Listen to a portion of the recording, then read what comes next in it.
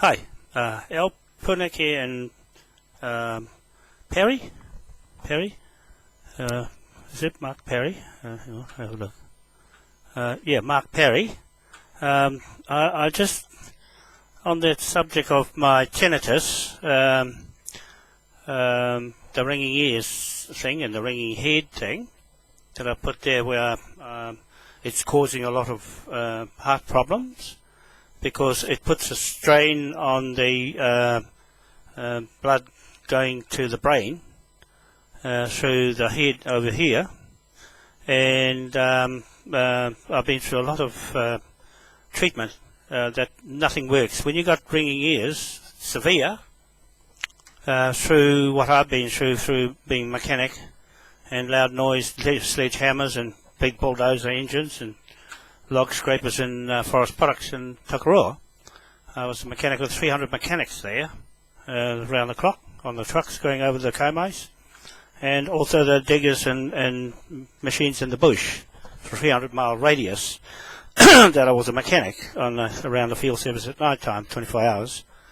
So that a combination of that and flying aircraft from Emmersfield there to Waikato, where I started flying in the helicopters and the fixed-wing aircraft to Waikato Aero Club, and then off the Great Barrier down to the east coast. I used to fly to Te Kuiti and Auckland, and mostly to the east coast to our farm at Te Araroa on the beach there, where the hotel is on the beach there, and if you miss the shed house, you'll hit if you miss the runway, you'll hit the shed house at one end. So all that noise of the aircraft, the scuba diving, because I had John Flowers and Ben Boyce, they were barmen with me in the Duke of Wellington Hotel opposite the freezing works at Westfield. So I was a barman there at night time and a mechanic on the Newmans, the buses, the cars, and the motorhomes and all that sort of thing, just down the road. So we had the noise in the pub with a jukebox racked up loud, and also a nightclub there in the pub at night. With 80 of us was in that hotel. So all that noise, and also rugby. I've been playing hooker in the Whakatane second 50. And Robert Burr, he was the coach there, maths teacher, and also on the oil rigs. The worst noise was on the oil rigs down Te Puia Springs, and it was down across the other side, Te Kapa in Ruatoria, on the oil rigs. So that was noisy. I was the mechanic on the engines, the big V16 engines on the Shell Todd. I came out of my apprenticeship in Tiki Tiki as a mechanic there with Tamati Reed's dad. I used to fix their tractor and Pinataipa's tractor. They used to come rolling up the road with two big ladies on the back, with the wheels looking out sideways like that. Okay, like that. And I just had to make sure it's got some petrol in it and it's ticking over right. But the noise in the garage was in Forest Products. In a tractor shop with all the diggers and the bulldozers, and you just need one mechanic revving the cars up, revving the engines up, and that's it. That and banging track pins out of bulldozer tracks, and all that noise I went through, and that's why you'll come out with ringing ears and that, let alone going to nightclubs, because I used to run a nightclub here in town, but I won't say which one. And I had limousines at the same time, stretch limousines, 12-seaters I built with my own license. So all that noise and all the nightclubs that I went to with the limousines, I had 4 of them. Those were all the hazards I had as a mechanic and a property developer. Me and my brother was the main contractor on the university, that building on the corner of Merrill Drive in Wellesley Street. Me and my brother was main contractors in there, the concrete and steel. So, and then I built another one up the road, just opposite the Sky Tower, and now I want to build that one across the road from on 1/61 Cook Street, 115 stories. No problem for me, because I've been in that game before. That I'm just saying, all the hazardous things I've been on building sites, and all the noise in all the work I've been doing all these years has taken a toll on my health. And the wrenching of the hooker in the scrum, because I was the hooker for the Ngāti rugby team in Tiki, Tamaki Reid and all those guys, Prince Carr and Api Ngata and Tutu Manuel, Casey Wanoa, Tinnitus, Wally Tinnitus, and Wallet. He was a Pākehā guy with glasses. They were all in our team, and John Manuel, Puka Manuel, the big guys, was 22 stone, and I was only, 10.5 stone, and I can't get my hands around their stomach. Those guys know Bidois Raro, and Prince Carr at the back, and Doug Tichborne. Those are my mates. In the rough, we go to the pub, have a few drinks, then go and play. You see, that's how we used to be big tough guys, and go diving the day before in the sea with the scuba gear. I go down and up. Well, most of the time with us, the rugby team, we just free dive. But I did a lot of scuba diving with my brother Willie on our boat off Matakao Point and around Lotton Point, Midway. So I go deep. I go very deep, and that had a lot to do with my ringing ears. So I'll just give you a bit of a count of the hazards I've gone through. But I think the worst noise of all was the aircraft, with the screeching noise of the radios in your ear, right? Right up in your ear with the phones going, and the noise of the aircraft to try and drown out, then turn the volume up on the radio frequencies to change from one channel to the other. When you come to Auckland Airport, you've got to change the channel, then you go down the line, you've got to change onto the frequency around in the area, and change the frequency all the time. And when someone come bang on, and starts it, I'm over here, I'm over there, and I hit your ear. But I think out of all the noises, the worst noise that I can't heck is a baby screaming, okay? Because there's no filters in the ear, in the inner ear, to the brain is a nerve, and the hairs are going like this all the time. They are vibrating. They're supposed to stand still at night time and sleep, but mine goes all the time. It never stops. So the blood pressure is up all the time. It's sitting up at, when I went into the Green Lane Hospital, into the cardio unit, because I've been in there every year, I go and have a check-up, and they make sure, to keep a track on my heart, and because it was very bad in the early days, and it took a long time to stabilize it. So I'm sitting at 185 over 101. That's my normal, like now. But when I'm in a jacked up situation where there's a lot of controversy, especially on the Cook Street with the police and that, up she goes. She'll go to 220 over 115, right? And it'll stay there.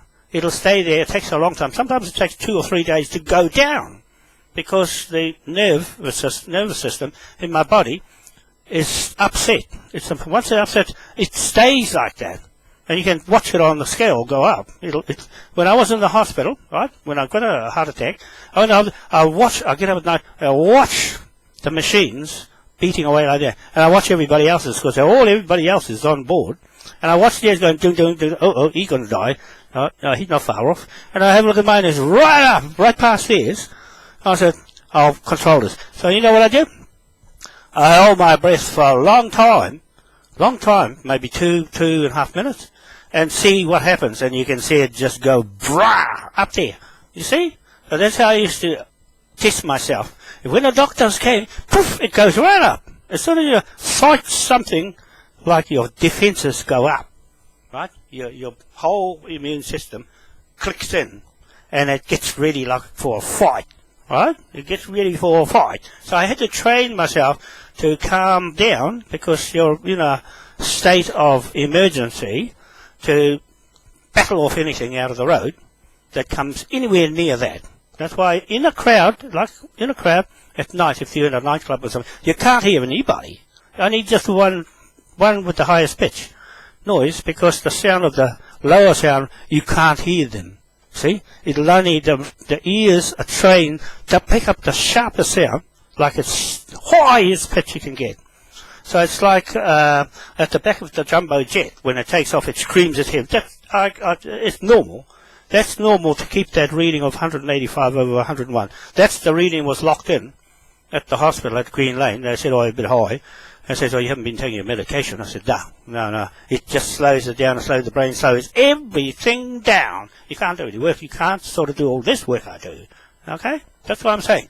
I never, ever want to take those pills because your body gets used to them and it won't do without them. I'm not going to be dependent on that. But the doctor said your pulse is high, but it's consistent. Okay, it's going properly. All right, it might be high, but it's going properly. That's just like coming back from a long run. Okay, that's what it's like. It's beaten flat out. And so he said, "Yep, no, you're okay," but he'll just check up with me in a couple of months' time, see how it looks. And my weight's still the same, 93 kgs. See, so it's still the same as it was then as it is now. So nothing's changed there. I haven't gone any taller. But I'm just telling you that my ears, this is what happens when somebody like me has got tinnitus or tinnitus. Okay, it's a disease or it's an ailment that is very difficult to treat. Okay, you can't operate because they wouldn't let me operate. I said, nah, we don't want to be responsible for ruining your ears. You're lucky to be hearing. And I say, yeah, I'm lucky to be here. It's better to put up with it. So I put up with it. And all those people can't see it. You don't know until you feel it and start telling people about it.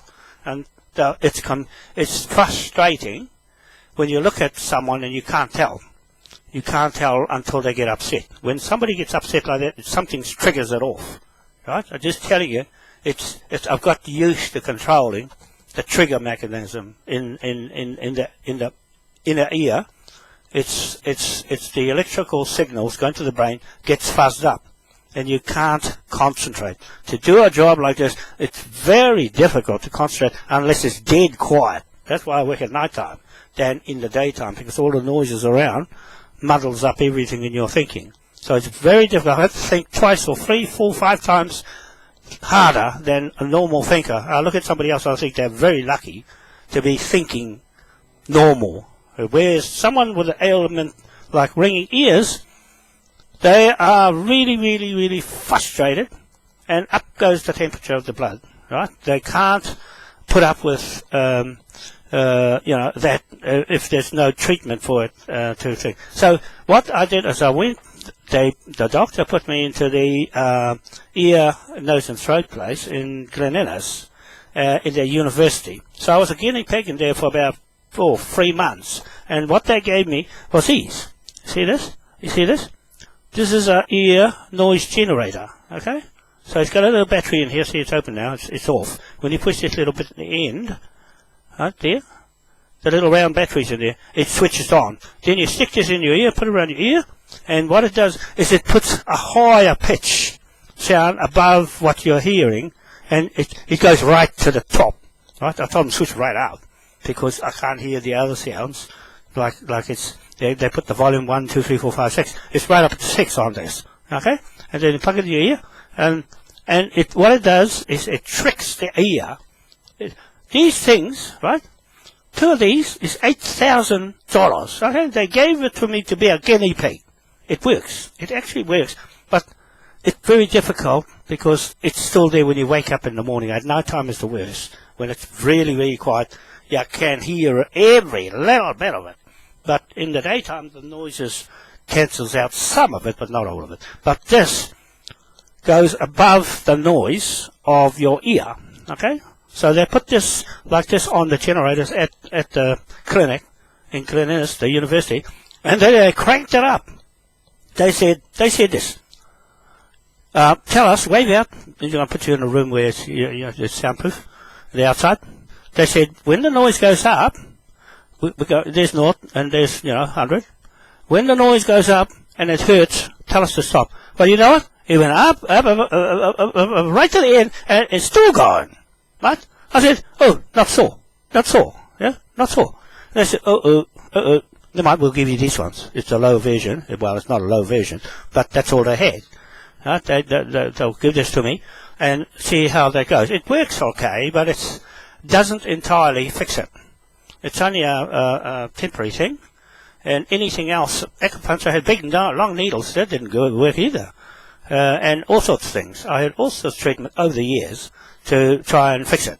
But unfortunately, I still got the same sounds, right? So anybody that says, it just there for a little while and goes away. Some people are like that. Some people only get it at night club when you go out and your ears ring. After a big noise you've been through, they'll ring until the morning when you wake up, it's gone. Not this one.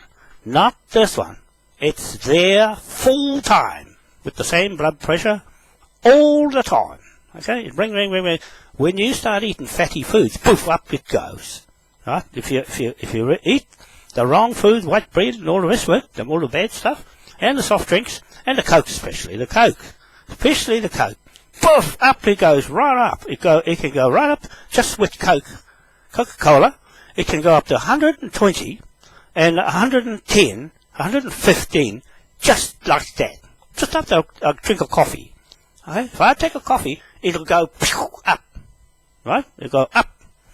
That's what happens when you've got tinnitus. I'm just explaining to the people who understand me that's got tinnitus, or tinnitus, that I'm just telling my story to you fellows, Punaki and Mark, that I have got it the most extreme.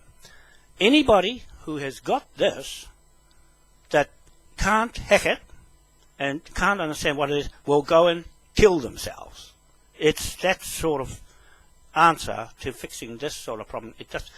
It's worse than being deaf or blind. That's what. It's worse than being deaf or blind, because it's killing your mind, like somebody's doing it to you, like those gremlins out there that are mind controlling people, all those Vatican people and those Queen Elizabeth people who are duping people.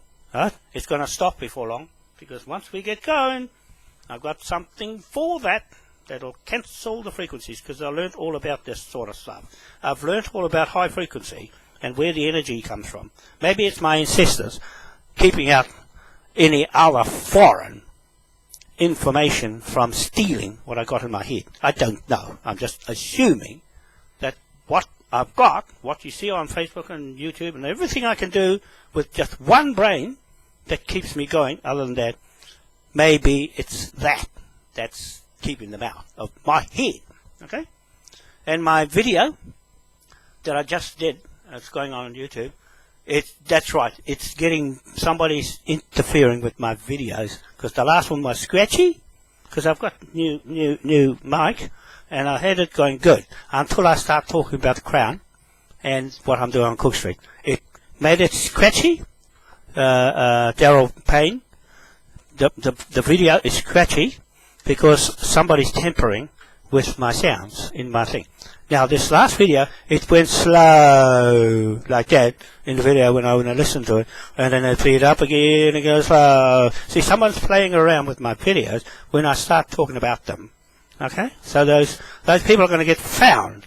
I'll tell you right now, as soon as Moai and King William gets things going in England, it's going to change. We're going to find them. Okay?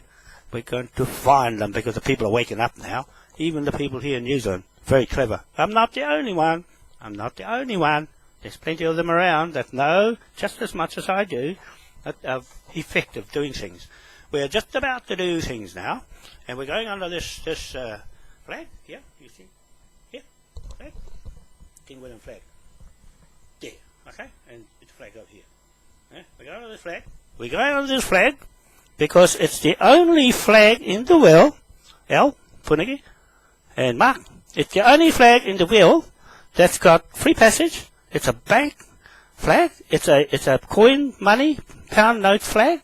It's a 4 corners of the earth flag with 4 stars. It's a contract flag of admiralty and jurisdiction of sovereignty in that flag. It's a military flag with the black seal around the red cross. It's a military to protect our business. It's a corporate business flag. It's a lot of things wrapped up in one flag. It's a red cross of King George, but King Williams, right? King William, he's a George, but they took him out of their George line 1, 2, 3, 4, 5, 6. There's no 7 or 5 with him. They just made him William off the side, then screwed his flag, and he's 50 years in the Navy. Okay? So we're taking it off them. When I go there, I'm taking it off them because that's a contract. It's a contract flag between me, my chiefs here in New Zealand, the native surname ones, the male line, the Queen's got female line, that's screwing up and selling land. In our mortgages, we do not sell mortgages and land. Okay? That's what this Cook Street is, a sovereign state. While I'm on the subject of my ears, that Cook Street, 1/61 Cook Street, is a sovereign state of Britain now. Okay? So that's why they can come straight in there. Now, they can come straight in there on that land and push everybody off. You watch. You watch what I say. Now, I'm going to go to that Dennis, Sergeant Dennis Culverwell,